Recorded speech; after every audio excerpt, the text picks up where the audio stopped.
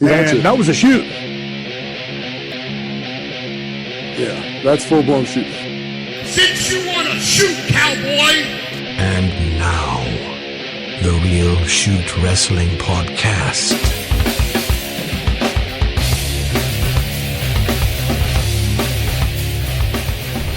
Real Shoot Wrestling Podcast number 12. It is getting to be the middle of June, and we are still around. Which is a surprise. It's the dog days of wrestling, in between WrestleMania and SummerSlam, the time where everybody says that wrestling dies, but I disagree with that. At least this year. Yeah, there's been a lot going on. I mean, and honestly, there was a lot last year, too. We got Teddy Long, for crying out loud. Wearing 5XL suits. That's the style for him, though. That's that Zoom suit. Okay. I have no idea. You look like a midget wearing that. He's a midget anyway. All right, so how was your... did you watch Raw Monday? I watched Raw today because last night I was interviewing Kevin Sullivan. Yeah? How did that go? Not without giving too much away. Wow. That's probably the one word that I could use to explain the whole situation, because he went way in Not too depth. many stones unturned. We asked everything. Nice. There wasn't anything like, how do you feel about the allegations towards, you being, people saying that you have something to do with Benoit's murder, to how do you feel about the situation, to, being the booker for WCW, because it wasn't until I was sitting right beside him and it hit me, this is the guy that made the decision to have Hogan turn heel. Yeah. It was this guy's decision. And that was probably biggest moment in wrestling, one of the biggest moments in wrestling history. So it kind of hit me there. I asked him about, the situation with taking Goldberg's streak. He was involved in that decision making. Finding out what I did about, Pillman. Yeah. Through him, finding out what I, found out about Andre. I mean, he even had stories about Ali.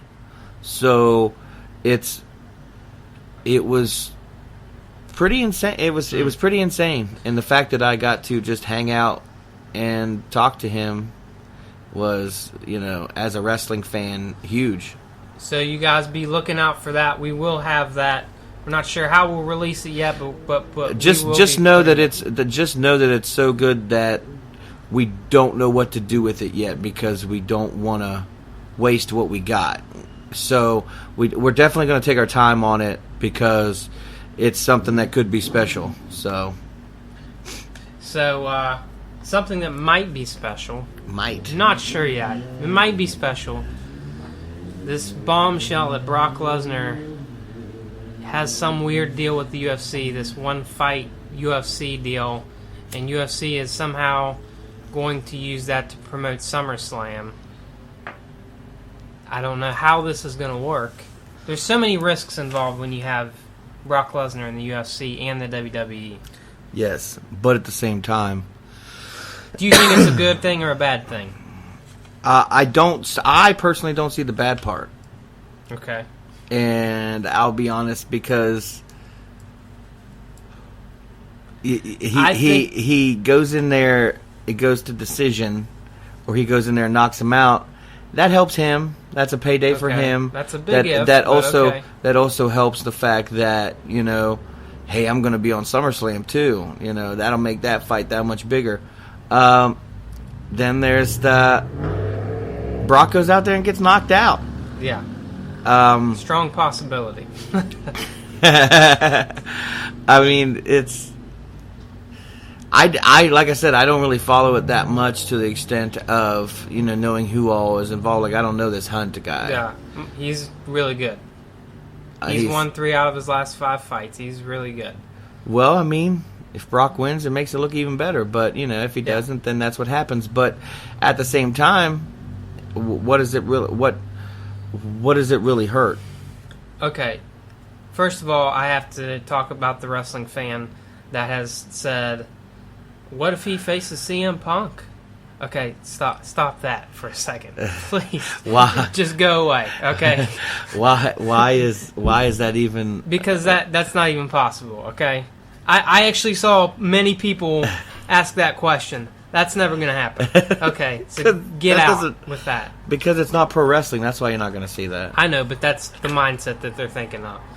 Okay, here's the risks involved with this. And there's even a few more that came out today. The risks are he loses, and his credibility, his stock goes down. Why is his stock that great now? He lost his last fight anyway. No, he beat Ambrose.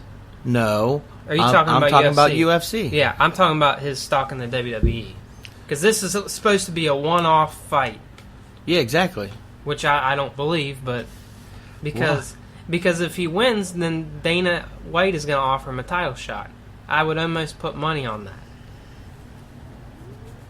I wouldn't. Because and then there's going to be some legal battle that comes from this. Not at all. You don't think that Dana White will not? I know you don't know a lot about UFC, but but I also know about promoting and marketing. This was marketed as CM Punk's big reveal. Well, that's not how it worked out. Okay. So there needs to be that extra. Literally, UFC is now coming to the point to where they are pulling strings, just like WWE is. Okay, well, to the point of we can go have a one-off because 101 is going to have this, and then 102 is going to have this. 202 is going to have this. All right. Well, I also know about promoting, and Brock Lesnar has had 2 of the top 3 pay-per-view buys in UFC history. And if he wins against Mark Hunt somehow, and he can definitely do that. In a heavyweight division in the UFC that's not too deep right now, I could see them offering him a title shot. And then what's the dilemma there? If this is just a one-fight contract, what does Vince do with that? You have Brock come on your television with the UFC title. But what if Dana White doesn't want him to do that? But that's what they're getting into, and that's what's going to have to be decided. I think it'd be smart for them to just team up and let this happen. I think if that's what's going to happen, great. Yeah. If that's what's going to happen, then you need to do that. Because imagine, first of all, UFC having Brock helps UFC. Yeah, definitely. But WWE having the UFC heavyweight champion on their TV does that much more. I agree. That's a way he can be promoting UFC and his fights. That could also be a way that, UFC's like, holy shit, our heavyweight champion this week is on Raw, and, he's going out there with such and such and doing this and that. Yeah. And that's another way that it brings legitimacy to him because he has a title on your show. I just don't know that the UFC higher-ups would want their champion going to a pro wrestling show. Just from how they try to distance themselves from that sometimes. But see, that's the thing, though. They have distanced themselves, and now UFC isn't doing as good as it once was. Well, the whole shock of UFC, and it's really cool. The last year has been really successful for them. I'm not saying it's bad. I don't think they would sign CM Punk today. Is what I'm saying. They were struggling when they signed him, but I don't think they would do that today. That's what I'm saying. I don't think they're doing bad. No. But at the same time, let's get some numbers in now that Ronda Rousey's not there. Now that, really who is the big draw for UFC right now? Conor McGregor, and Diaz. And for a second, he wasn't even doing anything. Yeah, he's relatively new. You've got John Jones who's fighting. There's a lot of guys that. And that's no, that's not the thing though. There's a lot of good fighters. There's a lot of good guys, but it doesn't matter how good you are if there's not a draw. Yeah, and Brock Lesnar is definitely that, and that's why I think he'll try to stick around, especially since this is going to be a limited window for him. He's getting up there as far as fighting age, Exactly. So that's what I'm saying. Maybe he is only coming in for one more match, and Dana should be smart enough to know that where this guy's getting to the age that he is.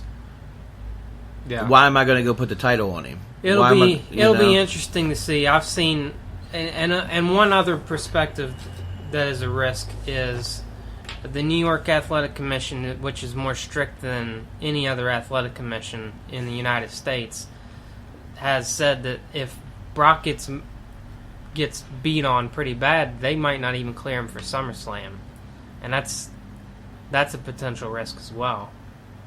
Because if you're doing this and Brock doesn't end up being able to compete at SummerSlam at all, then what's the point of it all? After all that publicity and everything, you still think people's not going to watch SummerSlam because Brock's not on it? Well, you and I would, but they're trying to draw in the people that would normally not watch it. Exactly. But they followed it all this time, so why would they not still just... I've heard that the night before SummerSlam, UFC has a pay-per-view, UFC 202, and they're going to be promoting SummerSlam on that show, which coincidentally CM Punk is supposed to be fighting on, which would be hilarious that they're promoting SummerSlam on the show that Punk is fighting. I've heard they're trying to they're doing a deal with maybe bringing Rousey in as a kind of an exchange deal.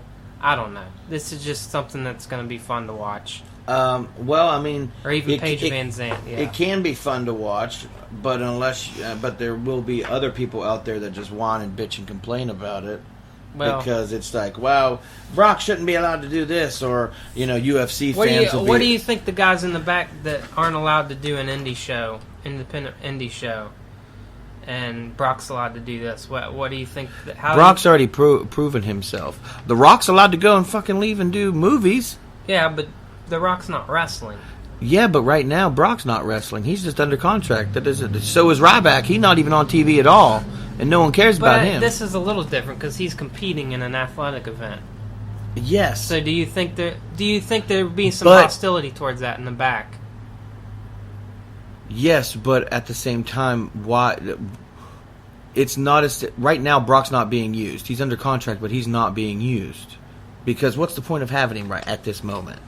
I agree with that. If you have him all the time... Especially since, if you have him all the time, there goes the whole special occasion of Brock Lesnar. Yeah. So... And I think part of the mystique of him has been gone, especially since his last match. He kind of... A lot of people would say he mailed it in. Yeah. And so... So it's, It's the whole thing you're going to have to... It's going to work out. As long as he stays healthy. As long as he doesn't take a beating. Yeah, that could happen. Mark Hunt could do that. He's capable. Unless it goes, hey, Mark. You think it's a work? Why couldn't it be? Anything is possible, I guess, but... Tom Brady deflated footballs. Don't even get me started on Don't that. tell me something can't be fixed so everybody wins out in the situation. Yeah.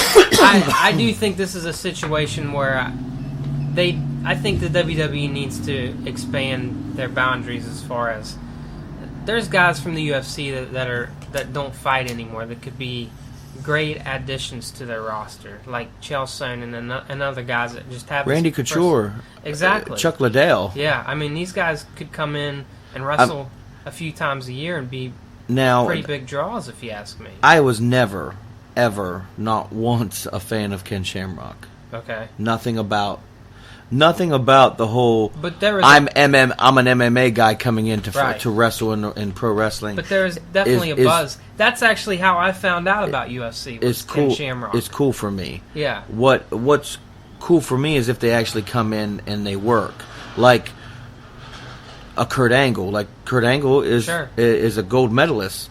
But at the same time, he knows how to do a match. It's not just going to be like, all right, yep, I'm doing this. All I'm going to do is suplexes and punches and elbows. If you give me 3 or 4 guys from UFC, and all they're going to do is punches and elbows and knees and Yeah. takedowns. I don't care about any of them. we've seen this with amateur wrestlers that have come in and succeeded. Yeah, but there's also been the ones that don't. Yeah, but the biggest difference between that is the UFC guys already have their personality developed. Yeah. I mean, they could come in and cut a promo today and fit right in with that. Whereas an amateur wrestler, they wouldn't have that. Yeah. And that's why I think that they should open the door for that. I mean, that's a good explanation to to be a part of it, and you also being in the UFC get that TV time, you get that camera time. Yeah. To where people know who you are already. Yeah. It's That's kinda like it's when they pretty have- much just like having somebody from an ROH or a Exactly. TNA type situation. I mean, just the merchandise alone, they can make a ton of money off of. Well, look what UFC's done with CM Punk stuff. Yeah. Was it you that sent me the picture of the $100 CM Punk shirt, or did I send it to you? I had nothing to do with that, I promise. No, you were like, look at this ridiculous stuff. No, I was talking to you and I sent it to you because somebody sent it to me. They were like, "Yeah, I'm getting the CM Punk shirt," and I'm like, "What CM Punk shirt?" And they're like, "The UFC one," and I'm like, "What?" So I go and look at it. Well, there's a $20 CM Punk shirt. Then there's a $100 CM Punk shirt. Well, I'm just like, what the hell is whether this? or not they're going to admit this or not, the UFC has taken a lot from the WWE. They the fighters all of them grew up wrestling fans. Of course. They're all entertainers just like them. And I mean, if you like, so much with people in boxing, in UFC, in kickboxing, in any type of combat type sport, takes so much. Like last night when I talked to Kevin Sullivan, he said that he got to hang out with Muhammad Ali. Yeah. And he said he took so much from the promos that were on wrestling. Yeah. Because he loved wrestling so much and put that flow into his promos, which, honestly, from a wrestling fan, he has some of the best promo work of all time. Definitely. Yeah. Muhammad Ali was amazing with his mouth. And so, the people take things from wrestling, so it doesn't surprise me that the guys from UFC, take that, well, I remember the Ultimate Warrior, I remember Hulk Hogan, I remember Jake the Snake, I remember all these guys that used to do these promos, and and then when it comes time for them to do promos, obviously they refer back to those kind of situations and do that essentially. Yeah, so that'll definitely be something to watch. I'm excited to see. I'm rooting for it to work out. I don't know that it will, but I mean, anything can still happen. I mean, let's be honest. How long ago was CM Punk supposed to premiere? That's a different topic. No, it's just anything. I'm just saying anything could happen. This whole match could go to poop. Yeah, definitely. Vince, guys get injured all the time. Anybody could change their mind and just be like, you know what, this probably just isn't the best interest for anybody.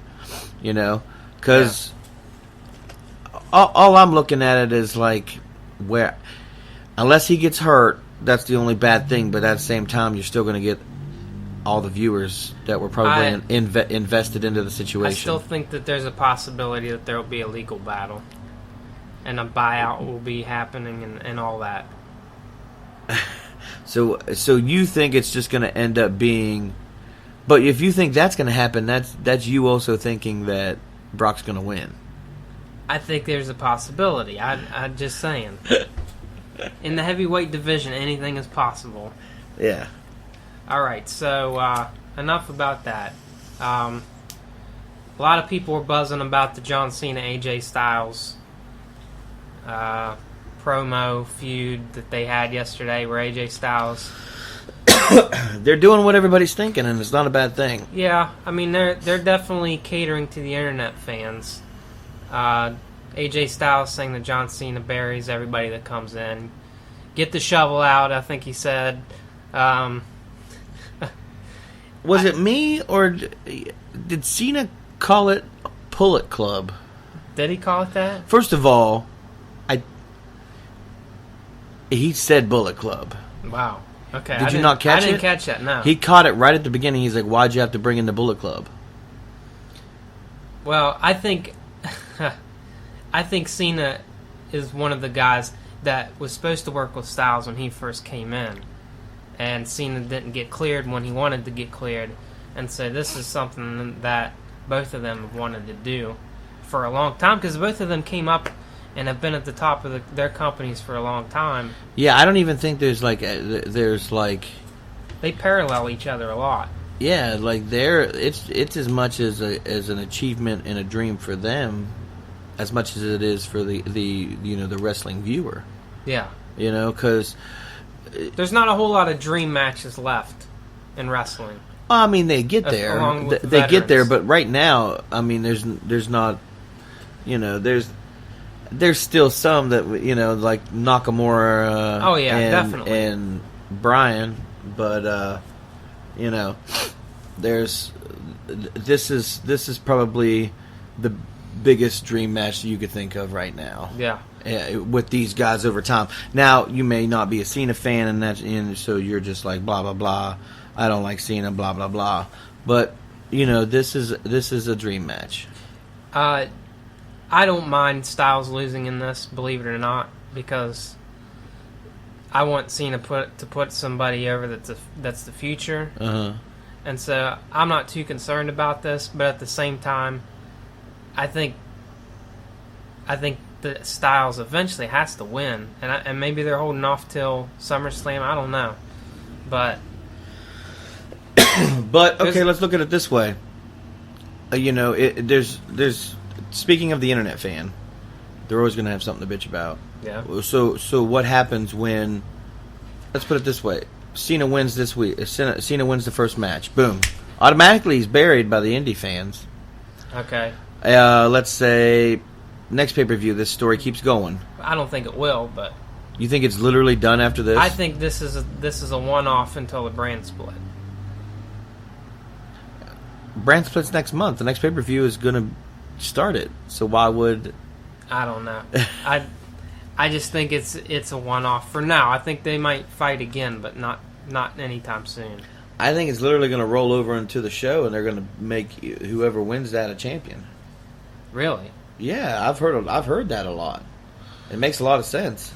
I don't know about that. We'll see. Especially maybe if they bring in another title because of the brand split. They're bringing in another big title. Do you think they'll end up on the same show though? Supposedly, it's supposedly Raw's supposed to be Rollins and Reigns, and SmackDown's supposed to be AJ and Cena. Okay, that'll be something. They're already. Now, I'm not saying that's what's happening. I'm just saying those are things that I've heard. That's all. Yeah, nobody really knows for sure. They don't even know. Yeah, I mean, and I'm sure they don't. So, but I'm just saying the things that for someone that's looking a lot and looking at a lot of different things, whether it's credited or not, credited, it's just something that's came up with, things that have been very reliable before. Yeah. So, I think we talked about the NXT show last week. There was a match that got announced this past week that we need to talk about. It's the debut of La Sombra in the WWE. What's his name in the WWE now? It's like Cien Almas. I don't know. Yeah, But- you got it. Okay, so he's debuting. Yes. You guys need to check that out if you have the WWE Network. NXT show is Wednesday, Tomorrow. probably about the day the podcast releases. So Today. So check that out for sure. You've watched him wrestle? For those that haven't watched him, for those that haven't watched him, what does he remind you of? Somebody that they would know. Somebody they would know easily. A Kalisto, Sin Cara, Rey Mysterio. Anybody? I mean, I hate to do that, but anybody with a mask from Mexico, Okay. So he's but he doesn't wear his mask now. But how is he? He different? straight took it off. How is he different than them?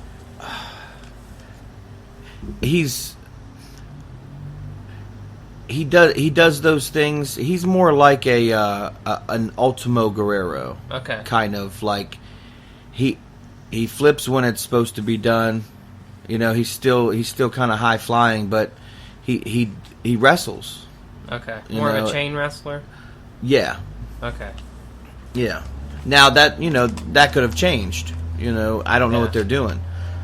So, he's actually the one that was working Samson when...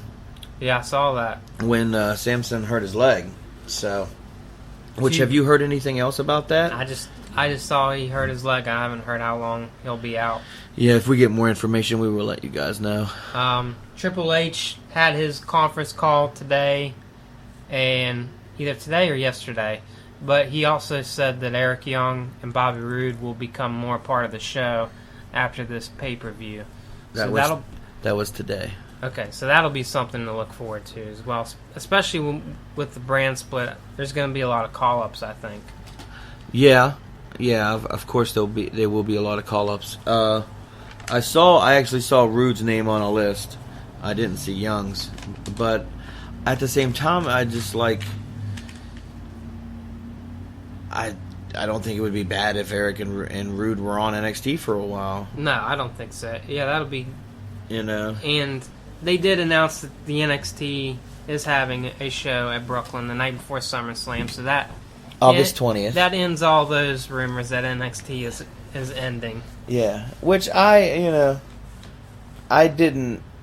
left it open because who knows what could actually be done. But at the same time, I didn't ever feel that way, and I feel like there's so much talent out there that WWE doesn't have that there's no reason for NXT to go away. There's no reason for it to come off of the network. It's a moneymaker for them now. Big moneymaker. The Will Ospreay, who we talked about last week, he won the Super Juniors tournament in New Japan. Congratulations. They well deserved. They're definitely taking advantage of him being he signed a 2-year deal this spring, and I think they're going to try to build around him in the future. He's fighting Kushida at their next show, which is actually the same. It's like the morning of Money in the Bank. So that's going to be a fun day. That's also that's also the show. I think it's called Dominion. Kenny Omega is fighting. Who's he fighting for the IC title in the ladder match? Michael Elgin. For what? For the IC title in that ladder match. No, but for New Japan. Yeah. It's all on the same show. Yeah. That's on the Dominion show, the same day as Money in the Bank. Wow. So that'll be a fun show. How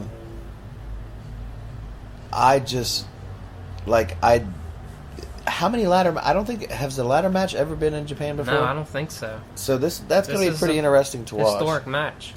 Yeah. And funny that it's just those two. They're going to do some cool stuff. Yeah. I think the crowd will eat it up, especially after the way they came alive during this tournament. Yeah. Like I've never seen a Japanese crowd do before. Yeah. Like it was very uncharacteristic of them.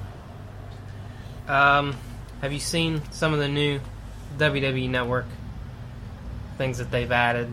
What, you'd have to... Because whenever something's new, I just watch it, so I don't know what's new to who. So, on top of... They just added all the Raws from 2004 and 2005. So, if you're a fan of that era, that's been a little over 10 years ago. It's about the time we graduated high school. Yeah, no, we graduated over 10 years ago. Yeah. So that's kind of fun to go back and watch. They added a couple collections, the John Cena collection, which there's some matches from OVW with Batista, Orton.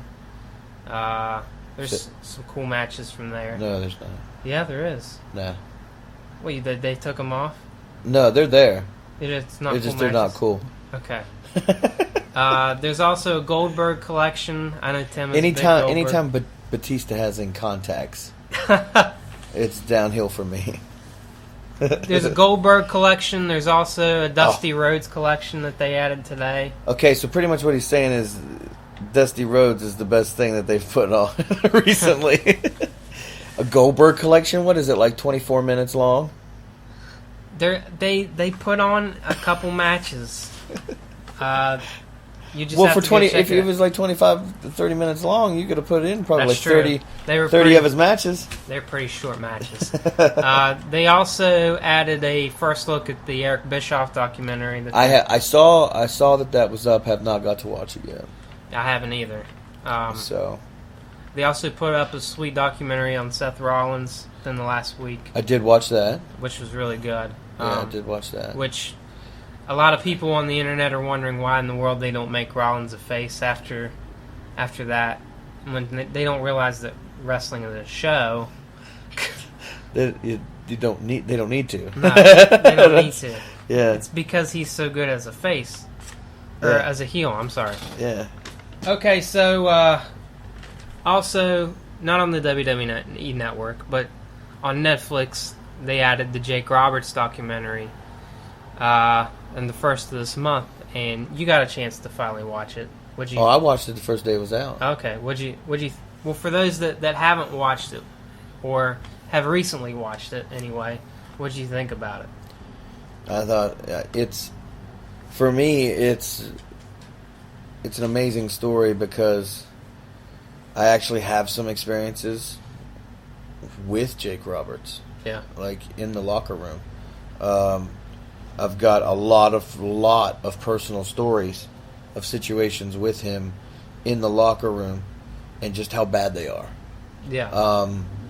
And to see him on there and see how bad he was is heartbreaking. Yeah. But then to see that he realized it was worth overcoming, and you you see it and you watch it. It's just This was bigger than wrestling for me, because you and I both have had friends that have gone down that road that didn't come back. yeah. So And this is a way for them to see that it is possible to come back. And there's been people like Mark Madden that have come out and say, well, why would you film that? You're just trying to put over yourself, DDP. But this is something that it's also something. It's like if the camera has to be on you for it to finally accountability. work, then who cares? Yeah. It worked. And not just that, but someone that's going down that path can see that someone can turn around. Exactly. And if there's anybody that turned around, Oh yeah, it's Jake Roberts. and they even show some of Scott Hall's turned around on that too, which was awesome. Like, it was funny. We start watching it, and like halfway through, I'm like, oh, this is awesome. I'm gonna get to see Scott too. Yeah. So there was a time period within the last few years where it just seemed like it seemed like every month somebody was dying in the wrestling community, and I was just waiting to hear Jake Roberts' name. yeah, Or Scott Hall. I mean, you Either would one of see videos popping up of one of those guys at an indie show just out of their minds, can't even stand up. I mean, can't like, but that's another thing. Like, if you're a promoter, what are you doing putting them out there? If they come there Yeah. and they look that way, first of all, don't put them on your show. Yeah, Don't put them in a ring. Just say, hey, go sell merch. If they don't have no merch, tell them to just go sit out there. If people want to take pictures, you can charge them. Just don't. And that can even be bad. yeah, and that's But just you do not put them in your ring. that's just part of the bad side of the wrestling business. I mean, you saw that. For as many people that like saw that and it was just like, oh, the stupid drunk and blah blah blah. It's just as bad, and it looks just as bad on that person's business to me, because you're taking advantage of a crappy situation just to get your name out there more. Yeah. So if it's just a fan thing, and there's, of course, like, all of them are going to film it, so you're doing it for publicity, but you're also ruining the credibility of a situation to where you may or may not at that time know what's going on. Yeah, I mean, wrestling is unfortunately full of promoters that will try to take advantage of people. Wrestling is wrestling. Anybody that's in wrestling just wants money. Yeah. Unfortunately, there's good ways to do it and there's bad ways, and that's not good. That's a bad way in my book. Yeah. So if you guys haven't watched that, I would encourage you to watch it. It's a lot bigger than wrestling. It's a really good story, and it's a really good testimony to someone that overcame and is still working on overcoming their demons. Yeah, because anybody in that situation knows that you don't ever. It's never. All right, I'm done. No, you can't just flip a switch. It's there forever. Yeah. So you've got to stay on your toes forever.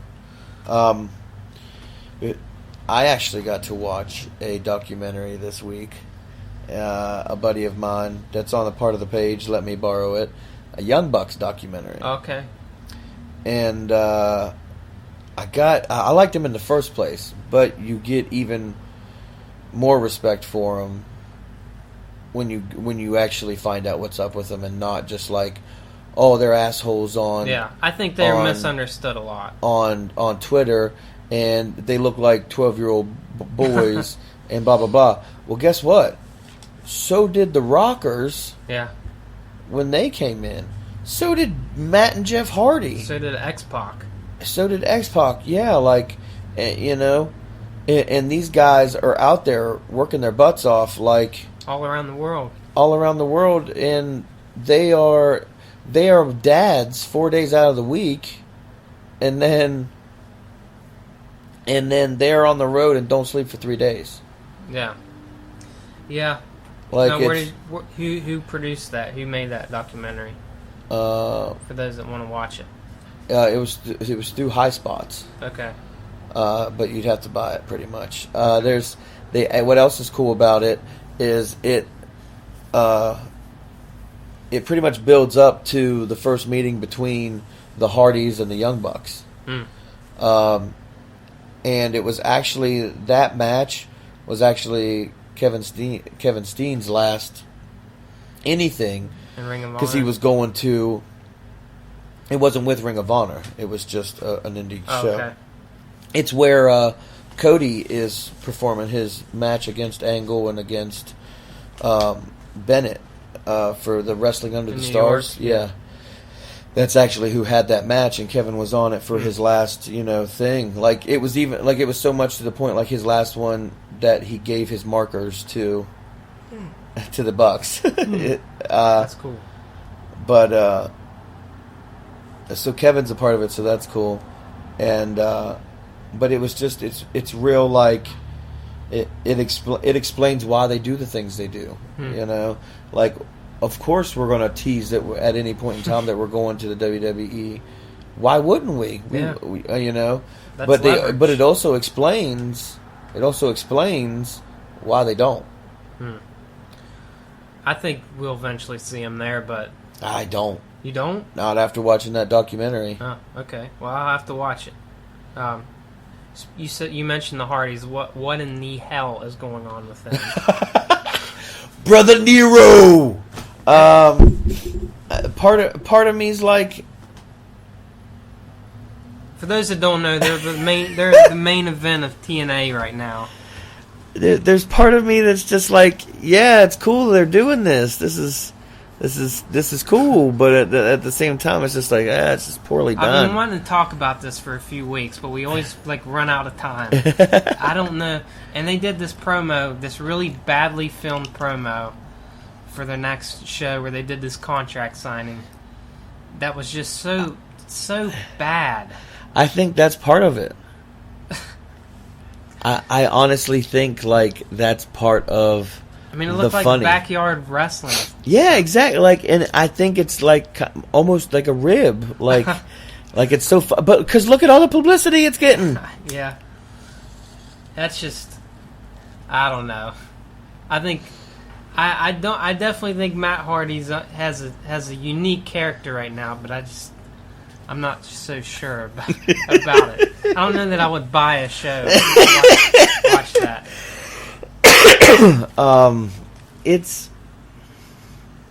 I don't know. It's just Exactly. It's extremely funny to me. So it's, but but there's part of me that's like that could possibly be what they're going for, but at the same time, it's like they're probably not, and it's sad. I think TNA is where it is right now, and they're just kind of like, we've just got to do something crazy. They have no more TV.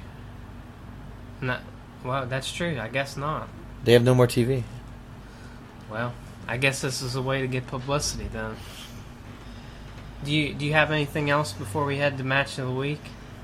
Cody Rhodes said he's going to do a PWG show. The PWG, he's doing Battle of Los Angeles. Yeah. Do you know what that is? No, explain. I saw it just today, but I didn't know what it is. It's a huge tournament that PWG does. I mean, it's just they do a tag team tournament of every year, and they do the Battle of Los Angeles, and it's like 2 days long. A tournament. He also said he's coming to do Evolve shows. Yeah, I saw that, which is weird because they're working with the WWE. Yeah, so it's like, okay. And then he, it's also, you could think of it like this way, like WWE has their hand in like every single pot right now. Yeah. And just because Cody asked for his release from WWE doesn't mean he's done, and it also doesn't mean that he's not doing something for WWE still, because he's going, like, everywhere he's going is where WWE's already picking from anyway, or now working with. Yeah. So it's like, You think not to bring up last night and try to give anything from last night, but the stories that I was told, that I found out about, the way they were actually worked, is insane to me. So it makes you kind of think like, well, maybe this is what's going on. Maybe he's just there to garner interest. Maybe he's there to help it, because if you, like I said, if you can make the indies pop, it's going to help WWE more. I'm not saying Cody's going and doing that, but it's a helping. It helps that direction. It helps that it also helps let Cody become a whole different character.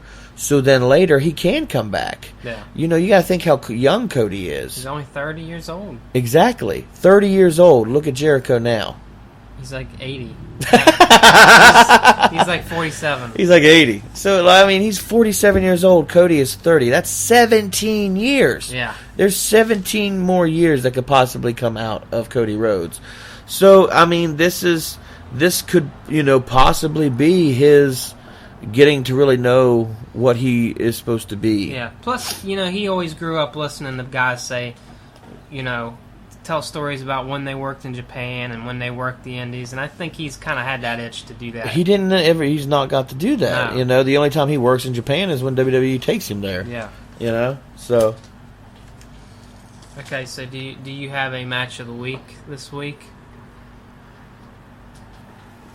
Usually you do yours, because yours is more interesting? historic okay. than mine are. Interesting. I've been trying to reference the calendar and correspond that with what's going on today. So I looked at Raw number 213, which was on June 9th, 1997, which was like 19 years ago this week.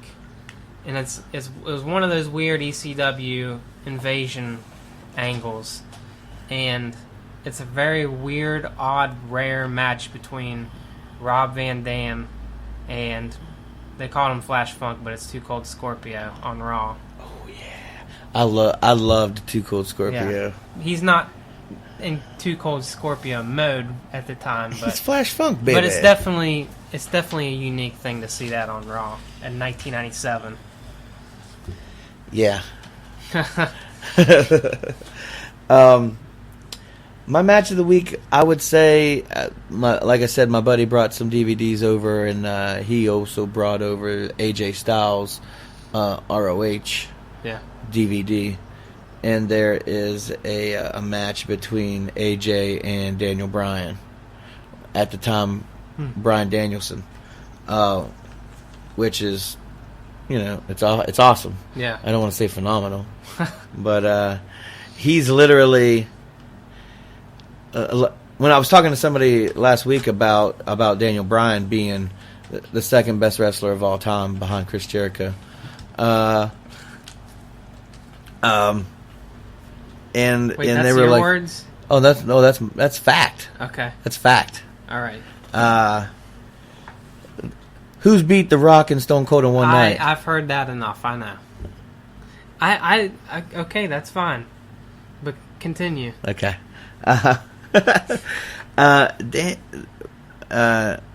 Bryan Danielson could set you off in any way possible. Yeah. And a lot of people say he didn't know how to use a mic. Well, that was part of his his gimmick in ROH. He couldn't use a mic, and then they brought him in as this. He could use a mic, but he decided not to. And then the same thing with he coming into WWE. Like, it was his mic works bad, and he's an indie guy because he's a pro. He's a pro wrestler and not a sports entertainer kind of thing. Yeah, he could talk on the mic the whole time. He just didn't because he was one of those people that could. He could be in his home. He could be in his hometown and make him boo you. He could be, make you want to help him, make you want to get behind him. He could also make you want to hate him, just like that. And he could even get to the point to where he could piss the other opponent off enough to where it's like, hey, let's make this a little bit more physical kind of situation. And in that match, it was proven because him and AJ start off, and AJ kind of goes in a little weak, and they lock up again, and then they kind of work into a spot, and then Daniel just stops in the middle of it and just starts smacking, tapping AJ and smacking him around, and AJ gets pissed. You could tell he's pissed. And Daniel Bryan just rolls out of the ring and kind of laughs about it, and gets back in there. But that would be my match of the week. Very cool. Wrestler of the week. I gotta go back to Seth Rollins. I know that documentary came out last week, but I just got to watch it over the weekend. You mentioned AJ Styles. It was cool to see him wrestle AJ Styles when he was 19 years old. And AJ said, "This guy's the future of the company." Yeah. I mean, that was really cool. Future of wrestling. To see. Yeah. Future of wrestling. Oh, what's cool now, since you bring him up, is right now at the house shows, it's a triple threat main event. It's AJ, Rollins, and Reigns. Yeah. So I'll be interested to see where Seth goes. If you haven't seen that documentary, you gotta watch it. They go behind the scenes of when he came out at Extreme Rules and some of the emotion that goes into rehabbing an injury. If any of you have ever had a knee injury, you'll know how hard it is to rehab from that. Oh man, when he had to do the test. Yeah, that was just hard to watch. Yeah, it really was. And then whenever he had to do the first pedigree, on the knee, and he was just like, "I'm afraid." I'm surprised they haven't tried giving him another finisher. It just doesn't even make now. It doesn't make sense to me. Like before, it did, but now it's just kind of like, why? Yeah. All right, so also remember, since we're talking about the pedigree, also remember that Triple H signed a performance contract. A performer's contract. Yeah, that's down the road for sure. So, but mine for this week, I can't pick one. It has to be two. And I'm only bringing them up just so we'll go and check them out more. It would be Kevin Sullivan and Jake the Snake. Kevin Sullivan, just for his mind alone, is absolutely is absolutely insane that he is not grabbed by someone. And in all actuality, it has not been announced yet. I'm not going to be the one to announce it, but he will start working for a well-known company very soon in a storyline. So that'll be cool to really see coming up. But that alone, his mind, when I was sitting next to him, just, he was just the stories he was telling me about situations he was involved in, just absolutely insane. I do want to tell one story, and I did not know this, and it was absolutely holy shit. So everybody remembers Kevin Nash's Oz. Yeah. First of all, that backdrop was over $100,000, and they used it one time. Oh my God, Clash of Champions. Yes, they used it one time, and they paid $5 for the mask. Spray painted. Well, turns out the Munchkin that followed them was Kevin Sullivan. No. And he was carrying the monkey. Well, the monkey jumped off the stage. Yeah. And he yanked the monkey back up there and broke the monkey's neck. Oh my gosh. So literally he had to drag this dead monkey all the way to the ring. Oh man, I can't imagine that happening today. Oh my God.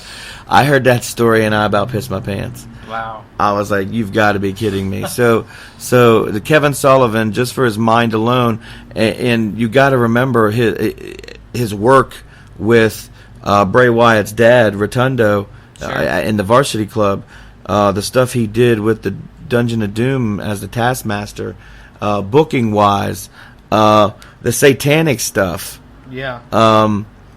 We even asked him, like, what are you involved with anything satanic? And he kind of laughed about it, and he gave an answer for it. And it was just like, nope, I'm a born again everything else. And he was just like, yeah, I don't. So that was very funny to me. And the other one, like I said, is Jake Roberts because of that documentary. And me personally, one of my absolute favorites on a microphone. Yeah. Promo style. Ring psychology. The ring psychology that Jake Roberts had was second to none. And just his mind alone, if given someone, it is would absolutely help anybody. Yeah. So the fact that he's clear-minded and things are going good is absolutely awesome because he's easily one of my in my top 10. It's Jake Roberts. He did some amazing stuff. Amazing stuff. All right, so we will be talking about the Kevin Sullivan interview on our Twitter page, our SW Podcast, our Facebook group. You guys will want to be a part of that so you can get the announcements about when that's going to drop. Real Shoot Wrestling on Facebook, RSW Podcast on Instagram. RSW Podcast on Twitter. We're also on YouTube. We will be getting merchandise. Sometime this summer. No, like very soon because Okay. I started the ball on that. And also don't forget, if you review the page, if you subscribe to the page, screenshot it, send it to us, we'll give you a shout out. Podcast. Huh? The podcast. Well, yeah. You said the page.